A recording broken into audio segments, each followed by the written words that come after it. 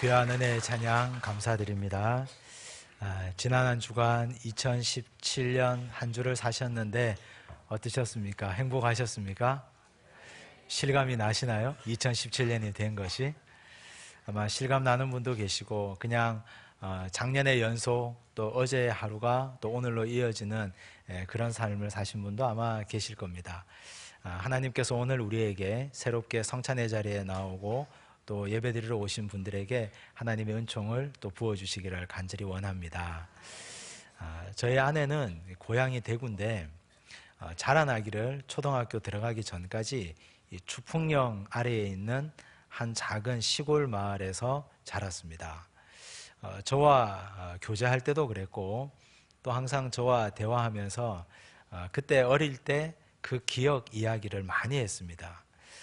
그 산 아래 동네가 얼마나 아름다운지 또 그 고개 동네가 얼마나 이쁜지 그 얘기를 듣기만 하다가 보면 마치 알프스 같아요. 그리고 그 동네 사람들이 얼마나 좋은지 또 그 동네에서 사시사철 나는 먹는 것도 얼마나 맛있고 좋은지 저에게 들려준 이야기가 참 많았습니다. 결론은 가보고 싶다는 거예요. 한번 가보고 싶다. 그래서 시간을 내서 한번 갔어요. 한번 차를 타고 그 시골 마을을 물어 해서 기억에 의존해서 따라가 봤는데 도착해 보니까 듣던 동네하고 전혀 다른 거예요. 그냥 시골이고 그냥 산 아래 아무것도 없는 그냥 한 동네 마을이었습니다. 인적은 드물고 또 집은 몇 채 남아있지 않고 사람은 거의 없는 그냥 산 아래의 한 자그마한 마을이었습니다. 제가 별로 말을 하지 않아도 아내는 실망한 눈치가 역력했습니다. 그래서 동네 한 바퀴를 돌고 이제 돌아서 내려오려고 하는데 한 할머니 한 분을 만났습니다. 길에서 만난 할머니 한 분이 빤히 쳐다보시더니 아내를 금방 알아보는 겁니다. 몇십 년이 지났는데 너 아무개 집에 누구 아니냐고. 그래서 맞다고 하니까 너무 반가워하시면서 집에 가자고 하셔서 마침 식사 때라 식사를 대접해 주시고 한 두어 시간 이야기, 이런 이야기 저런 이야기를 많이 나누었습니다. 정확한 기억을 하시고 아내의 어린 시절을 저에게 들려주시고 또 이런저런 이야기를 많이 나누었습니다. 돌아오는 길에 아내가 아주 행복해 보였습니다. 우리의 기억은 옛날에 우리가 살았던 장소에 대한 기억이 사라졌을 수도 있고 가보면 내가 기억하는 것보다 아주 초라하고 또 정말 보잘것없을 수도 있습니다. 하지만 누군가가 나를 기억해 준다는 사실은 우리 인생을 아주 행복하게 만들어주고 가치 있게 만들어줍니다. 나라는 존재가 나 자신이 어떤 한 사람의 기억의 언저리에 자리 잡고 있다는 사실은 내 존재가 소멸되지 않고 계속해서 살아 숨쉬고 있다는 증거요. 또 내가 여러 사람들에게 내 영향력을 끼치고 살았다는 반증이기 때문에 우리는 행복감을 느끼게 됩니다. 우리가 살면서 누군가 나를 기억해 준다는 것이 이렇게 가치 있고 복되고 행복한데 우리 예수님께서도 제자들에게 나를 기억해 달라. 예수님께서 제자들에게 반드시 나를 좀 기억해 주었으면 좋겠다. 부탁의 말씀, 당부의 말씀을 하셨습니다. 오늘 본문 24절, 25절 말씀입니다. 함께 읽겠습니다. 축사하시고 떼어 이르시되 이것은 너희를 위하는 내 몸이니 이것을 행하여 나를 기념하라 하시고 식후에 또한 그와 같이 잔을 가지시고 이르시되 이 잔은 내 피로 세운 새 언약이니 이것을 행하여 마실 때마다 나를 기념하라 하셨으니 나를 기념하라, 나를 기념하라. 두 번이나 나를 기념하라. 이 말씀은 나를 기억해 주었으면 좋겠다. 나를 좀 회상해 주었으면 좋겠다 하는 당부의 말씀, 부탁의 말씀입니다. 오늘 예수님께서 이 말씀을 하신 자리는 제자들과 함께 마지막 식사를 나누시는 자리입니다. 이제 날이 밝으면 내일이 되면 예수님은 십자가 지고 또 골고다 언덕을 오르셔야 되고 십자가상에서 온몸이 다 찢기는 죽음을 당하셔야 됩니다. 그런데 바로 전날 마지막 날 우리 주님께서 제자들과 함께 식탁의 교제를 나누어 주시고 그들에게 떡도 주시고 잔도 주시고 함께 먹고 마시자고 말씀하셨습니다. 그리고 부탁하신 한 가지가 나를 꼭 기억해 주었으면 좋겠다. 제자들은 예수님을 어떤 모습으로 기억해야 될까요? 또 제자들은 예수님의 어떤 모습을 기억할까요? 예수님이 바라셨던 모습은 예수님의 평강의 모습입니다. 안정된 모습, 평안한 모습, 염려와 걱정이 없는 모습입니다. 내일이면, 이제 날이 밝으면 곧 죽을 목숨인데, 이제 내가 죽어야 되는데 여상스럽게 아무 일이 없는 것처럼 제자들을 다 모아놓고 함께 식사를 나누십니다. 떡도 주시고 잔도 주시고 3년 동안 행복했던 이야기를 함께 나누시고 대화하시고 즐거워하십니다.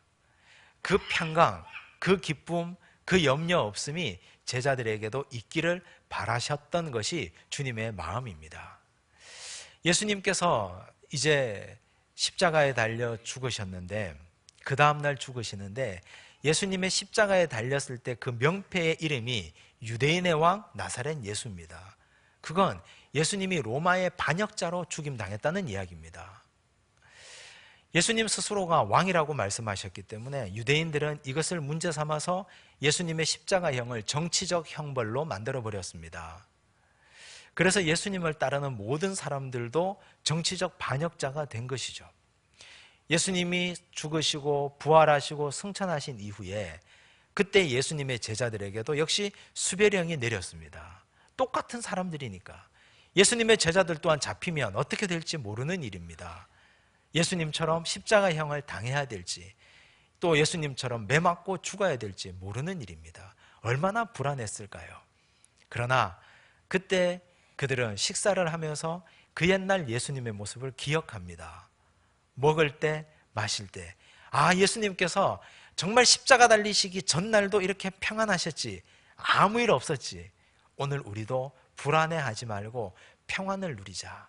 제자들은 주님 주신 평안에 대한 결단과 다짐을 했을 겁니다.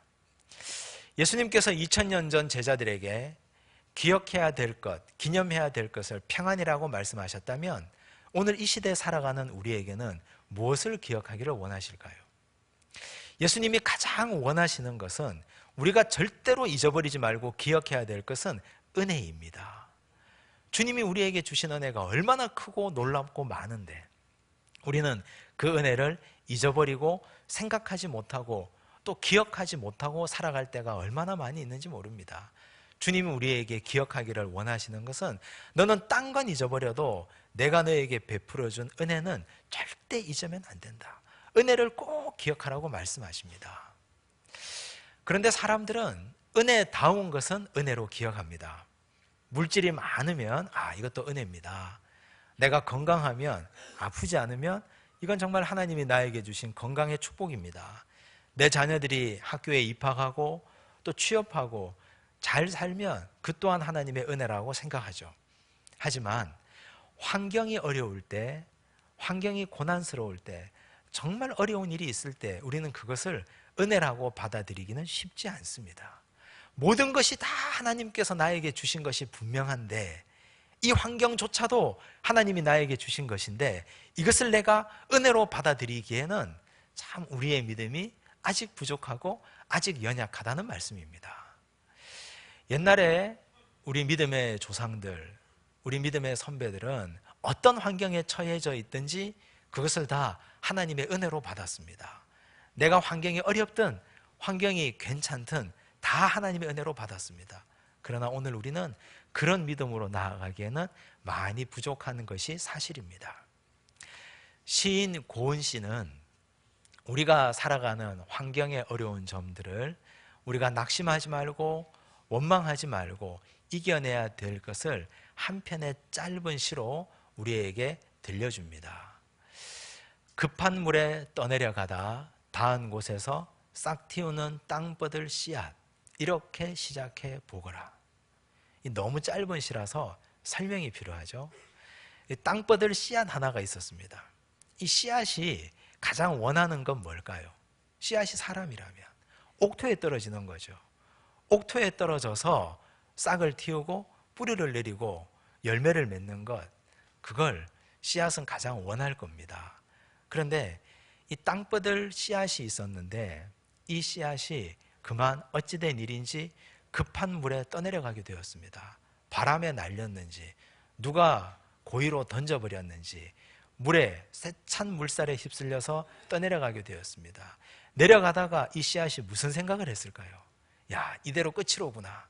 이제 나는 이대로 끝나는구나. 아마 그런 생각을 했지 않겠습니까? 그런데 떠내려가다가 갑자기 어느 절벽 아래 기슭에 닿았습니다.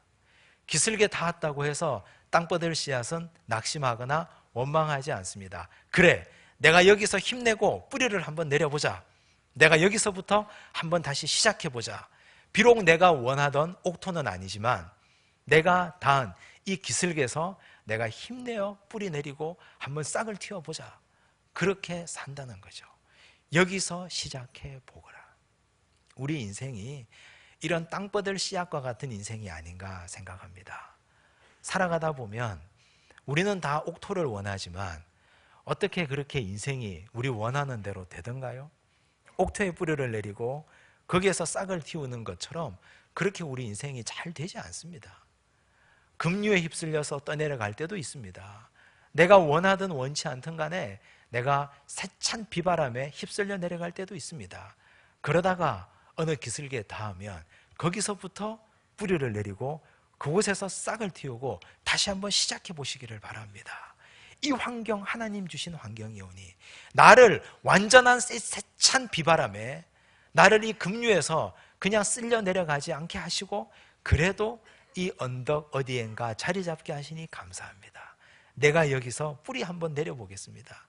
내가 여기서 싹을 한번 틔워보겠습니다. 열심히 한번 살아보겠습니다. 이 또한 하나님의 은혜이오니 저 또한 한번 그렇게 해보겠습니다. 이것이 은혜를 은혜로 아는 그리스도인의 역사라고 생각됩니다. 불평과 불만, 원망, 타인을 향한 여러 가지 갈등들, 이것은 하나님이 우리에게 기억하라고 원하시는 것은 절대 아닙니다. 우리가 꼭 기억해야 될 것은 내가 어떤 상황에 처해져 있든지 하나님의 은혜로다. 이 모든 것이 은혜로다. 은혜를 기억하고 살아가는 것이 하나님께서 원하시는 길임을 이 시간에 믿습니다.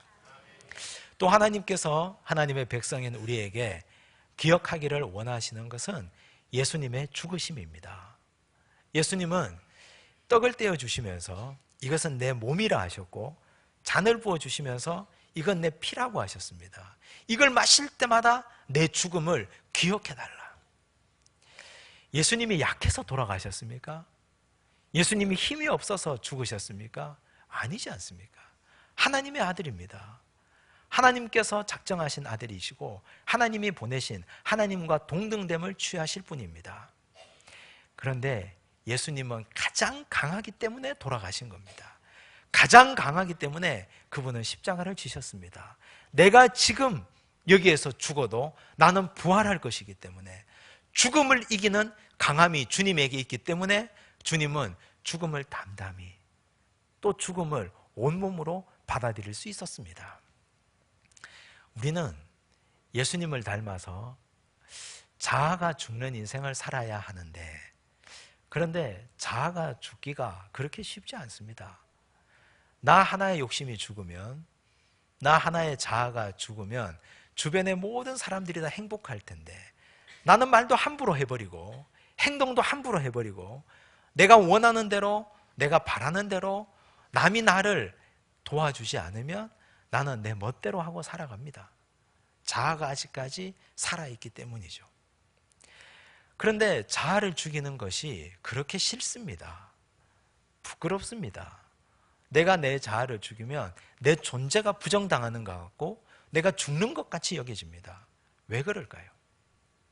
약하기 때문입니다. 그 사람이 정말 약하기 때문에 허세 뒤에 나를 숨기고 싶습니다. 큰 소리치고 오히려 사람을 억압하고 내가 할 수 있는 모든 위력과 모든 큰 소리로 나를 감추고 싶어 하기 때문에 오히려 자아가 죽기 싫은 거죠. 약하기 때문에 크게 소리 지르고 약하기 때문에 있는 척하고 약하기 때문에 남들을 억압하려 합니다. 그런데 우리 주님이 우리에게 기억하기를 바라는 것은 진짜 강한 사람은 죽는 사람이다.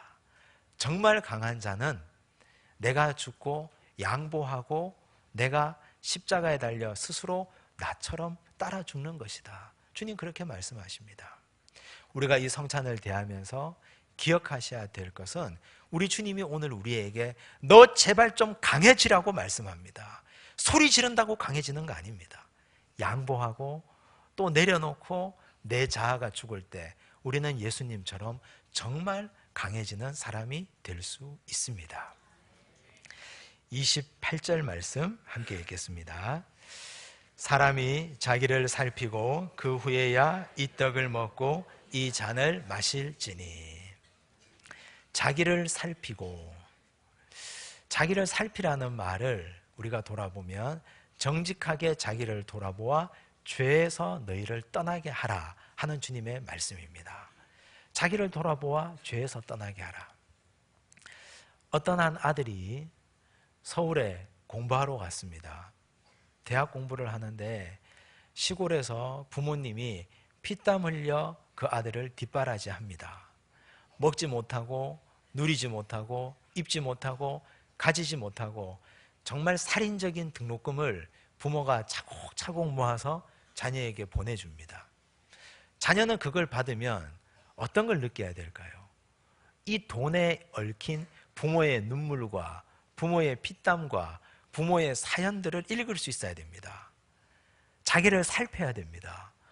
내가 하루라도 허투루 보내는 시간이 있으면 안 되겠구나. 내 부모가 정말 이렇게 열심히 벌어서 나를 위해서 이렇게 돈을 보내주는데 나는 열심히 살고 열심히 공부해야 되겠구나. 이걸 느끼는 자녀가 정상적인 자녀입니다. 우리가 예수님의 성찬을 대하면서 주님이 우리를 위해서 왜 죽으셨습니까?